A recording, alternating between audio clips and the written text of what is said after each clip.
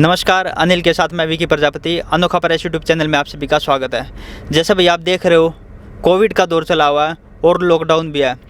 बहुत सारे सामाजिक लोग, सामाजिक संस्थाएं अलग अलग तरीके से समाज में अपनी भूमिका निभा रहे हैं। कोई किसी तरीके से तो कोई किसी तरीके से। समाज के जो पोर लोग हैं उनको खाना खिला के, कोई पक्षियों के लिए होटल खोल के, कोई ब्लड डोनेट को लेकर। तो आज हमारे साथ पीपली से धम्मल फौजी जी है, इनसे जानेंगे।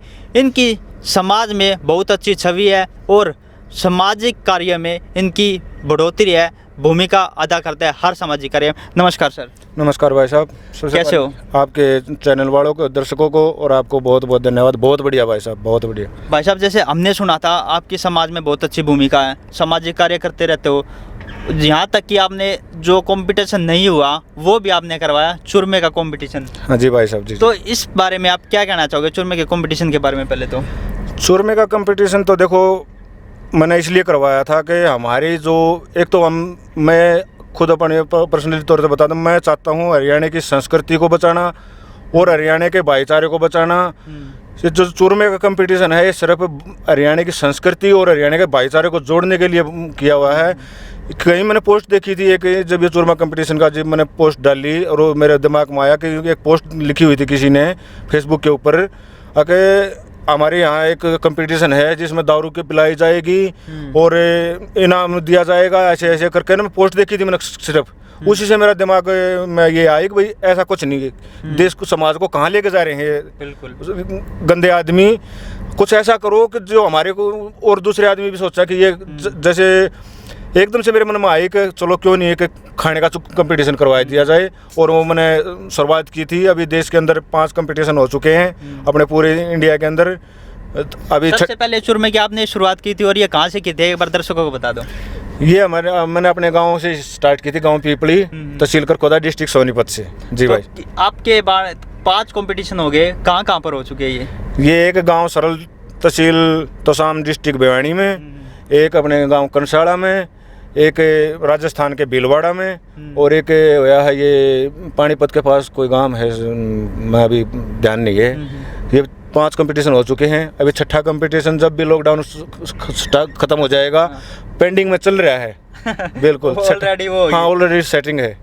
तो सर, जैसे आप फौज से रिटायर हो, अब गुड़गांव में आप पुलिस की जॉब पर हो, तो और समाज सेवा साथ साथ किस प्रकार मैनेज करते हो? ये मैनेज भाई साहब ऐसी हो जाती है कि हमारे को पता लग जाता है कल क्या का प्रोग्राम है, परसों क्या प्रोग्राम है, अगले दिन क्या प्रोग्राम है। उसी के हिसाब से हम ड्यूटी वगैरह सेट आउट हो जाती है।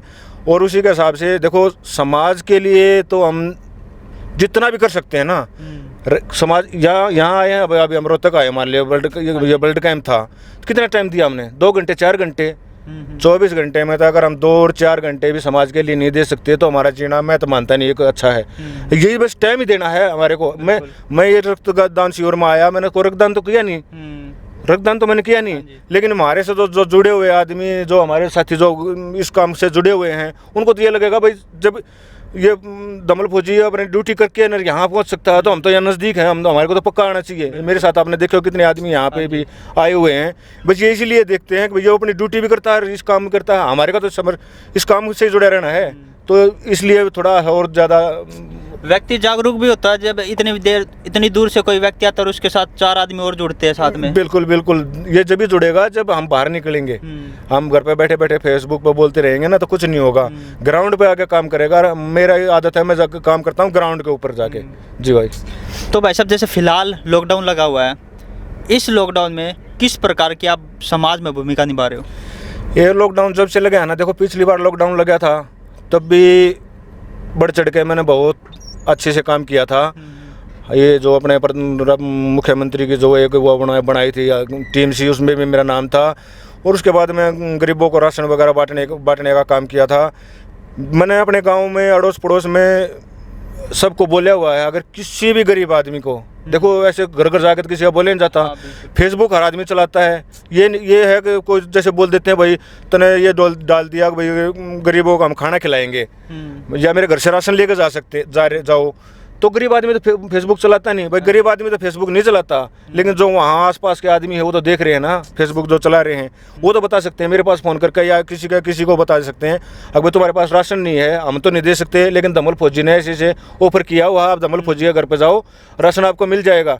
जैसे अभी हम यारों तक आए हैं MFTC संस्था के पास में, मैं इस संस्था को काम करते हुए का 2 से 3 साल से फॉलो कर रहा हूँ शायद, जैसे फेसबुक वगैरह पे इसके काम से प्रभावित होके जैसे काम कर रहे हैं ना, ग्राउंड के ऊपर उतर के गरीब बच्चों को पढ़ाना, गरीब बच्चों को कॉपी पेन डिस्ट्रीब्यूशन करना, गरीब बच्चों को खाना खिलाना, जो ये संस्था जो काम कर रही है ना, मैं सिर्फ ये संस्था के अच्छे काम पिछले लॉकडाउन में भी इन्होंने अच्छा काम किया था और अभी भी ग्राउंड पे लॉकडाउन में अच्छा काम कर रहे हैं। तो देखो वहाँ तो जैसे मेरे आस पड़ोस के हैं, वहाँ तो जो अगर किसी को चाहिएगा कोई राशन पानी तो वहाँ लेने के आ सकते हैं, लेकिन ये संस्था है, अगर संस्था कैसे चलती है, संस्था ऐसे चलती है, संस्था के साथ में अगर आपको इनको जुड़ के अकेला संस्था को एक मैं भी नहीं चला सकता, आप भी नहीं चला सकता, कोई नहीं चला सकता। संस्था जब चलती है, जब उसके साथ आदमी जुड़ते हैं तभी वो उसके दिल में ऐसे भावना आती है कि तुम्हारे साथ आदमी जुड़ रहे हैं और वो संस्था और अच्छे से काम किया। मैंने क्या किया आज 10 परिवारों के लिए राशन लेके आया हूँ, 10 परिवारों को शायद 5 से 7 दिन का राशन है वो। ये अब इनको पता है एक्चुअल में ग्राउंड पे किसको ज़रूरत है, जिसको अच्छी से ज़रूरत होगी इस संस्था वालों को पता है, वो ये मेरा राशन वहाँ पहुँच जाएगा।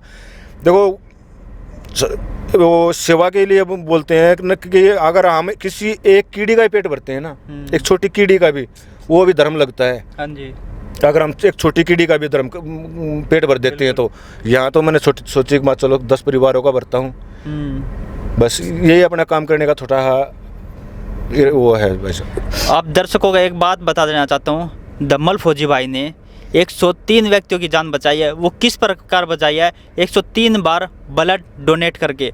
तो भाई साहब ब्लड डोनेट के बारे में क्या कहना चाहोगे? जो लॉकडाउन लगा हुआ था, फिलहाल आप देख रहे हो कोविड के पेशेंट ज़्यादा आ रहे थे, प्लाज्मा की रिक्वायरमेंट ज़्यादा थी, ब्लड की रिक्वायरमेंट ज़्यादा थी, इसके बारे में क्या कहना चाहोगे? किस प्रकार किन समस्याओं से जूझ कर आपने उनकी जान बचाई, किस प्रकार सहायता की लोगों की? इसमें तो जैसे भाई हमारे ये ब्लड डोनेशन के लिए टीमें जुड़ी हुई हैं, जैसे अलग अलग संस्थान, जैसे रोहतक से है हम और आप, सोनीपत में माँ भारती, गुड़गांव की तरफ से एक हमारा फौजी भाई चलाता है नहीं सोचना है कदम, जैसे मेरा एक ग्रुप है अपना खुद का 1 लक्ष्य केवल सेवा। इसमें बहुत सारे, ये नहीं एक सामाजिक कार्य मैं अकेला कर सकता हूँ, जब हमारे साथ हमारे जैसे ही जुड़ेंगे ना तो कोई भी काम कर गुजरते हैं और वो काम 100% होता है अगर हम सच्चे मन और सच्चे लगन से करते हैं। तो आज तक मेरे पास जो भी डिमांड आई है, चाहे गैस सिलेंडर के लिए आई है, चाहे कोई प्लाज्मा के लिए आई है, चाहे कोई ब्लड डोनेशन के लिए आई है, तो आज तक मेरे ख्याल में मेरी कोई भी डिमांड खाली नहीं गई है। मैंने कम से कम पेंशन आने के बाद में इस संस्थाओं से इस ब्लड डोनेशन के काम में जुड़ने के बाद में कम से कम 5 से 6 हज़ार आदमियों के लिए मैं अपनी तरफ से ब्लड के लिए हेल्प कर चुका हूँ। जी भाई जी। तो जैसे भाई साहब मैं आपकी पोस्ट देखी है मैंने काफ़ी बार, हर शिकारा के साथ आपकी पोस्ट होती है। जी भाई। तो जैसे हर शिकार एक तरीके से तो समाज सेवा कर रहा है, लेकिन एक तरीके से कुछ लोग नेगेटिविटी फैला रहे हैं उसके प्रति, इसका क्या कारण है? देखो ये हर शिकारे की बात अकेले की बात नहीं है। अगर आप अच्छा काम करोगे तो भी आपकी टांग खींचने वाले मिलेंगे, आप अगर गलत काम करोगे तो आपकी पीठ पर थपाने वाले बहुत मिलेंगे। ये कौन पीछे कौन क्या बोल रहा है, क्या कर रहा है, मेरी समझ में तो, मेरे ख्याल में तो हर शिकारा इस चीज़ से रुकने वाला नहीं है। हर शिकारा के वो जो बोलते हैं ना, वो सिर्फ इसलिए बोलते हैं कि हर शिकारा के बारे में कुछ बोलो और आपके फॉलोअर बढ़ेंगे या आपके पोस्ट को बार बार को वायरल करेगा। उस बात से हर शिकारा की जो रफ्तार है ना वो रुकती नहीं, और ज़्यादा बढ़ती है। जो नेगेटिव बोलते हैं ना वो सोचते हैं कि इसकी रफ्तार रुक जाएगी, उसकी रुकती नहीं, उसकी और ज़्यादा बढ़ती है फिर काम करने का। जैसे इस संस्था में हम आए हैं, थोड़ी सेवा के लिए आए हैं, तो ये संस्था पीछे नहीं हटेगी। अब इसके साथ अगर आदमी जुड़ेंगे तो ये और बढ़ेगी। अब उसके खिलाफ नेगेटिव बोलेंगे तो भी और बढ़ेगी, और उसके खिलाफ पॉजिटिव बोलेंगे तो भी बढ़ेगी। बोल तो इसी के बारे में रहे हैं ना। जी भाई। तो जैसे आने वाले समय में आपका क्या मकसद है, क्या उद्देश्य है समाज सेवा को लेकर? समाज सेवा के लिए कोई उद्देश्य नहीं है अभी तक। तो 15 से 16 साल की मेरी नौकरी बची हुई है पुलिस की, आराम से नौकरी कर रहे हैं, घर परिवार से हर चीज़ से मज़े में हैं। और ऐसे ही सेवा करने की बस इच्छा है, क्योंकि मेरे जो एक छोटा अपना पर्सनल ग्रुप बनाया हुआ है उसका नाम भी है यही है, 1 लाख सर केवल सेवा, दूसरा कोई मकसद नहीं है। नहीं मैं किसी से पैसे मांगता हूँ, नहीं कि मेरा कोई ATM है पेटीएम है, अभी तक तो है नहीं, ये नहीं पता मेरे को कल भी देना पड़ सकता है, क्यों कोई किसी को ऐसी कोई प्रॉब्लम आ जाए, किसी के घर में किसी के परिवार में मेरे को लगे वो ओरिजिनल है और वो करना पड़ सकता है। लेकिन मैं 1 मैन आर्मी के तरह काम करता हूँ, जो कुछ भी काम करता हूँ अपने मन से करता हूँ। मन ने सोच ली मेरे मन ने आकाश 10 आदमियों को राशन यहाँ MFTC में पहुँचाना है, तो किसी से नहीं पूछता, मैं अपनी मम्मी को बताता हूँ, अपने पापा को बताता हूँ और अपने घर वाले को बताता हूँ ऐसे करना, फिर वो मेरे साथ हेल्प करते हैं बस। ये सब कुछ मैनेज अपने आप खुद करते हो, खुद के पैसे से, किसी से कोई नहीं कोई किसी से कोई सहयोग नहीं। मेरे को 19,000 जब मैं पेंशन आया था तो 19,000 पेंशन से मैं अपने परिवार को बस चलाने के लिए आया था। अब मेरे परिवार को मैं अपने 19,000 रुपये से चला सकता हूँ। भगवान की दया से किस्मत मान लो, यहाँ हरियाणा पुलिस की जॉब मिल गई, यहाँ पर हरियाणा पुलिस की जॉब में मिल गई तो इसमें मिल रही है मेरे को 30 से 32,000 रुपये। मैं 19,000 के लिए आया था अपने परिवार को चलाने के लिए, 30 से 32,000 रुपये मिल रहे हैं, तो 30 से 32,000 रुपये से मैं अपने परिवार को अभी चला रहा हूँ। 19,000 रुपये, 18,000 रुपये, 15,000 रुपये कम से कम मैं हर महीने समाज सेवा में डोनेशन करता हूँ, हर महीने का। जी भाई, समाज सेवा में बिल्कुल लिखा हुआ है ये सब कुछ। तो आप जैसे अभी कुछ देर पहले बातचीत कर रहे थे तो बॉडी के बारे में आप बता रहे थे, वो क्या कुछ था?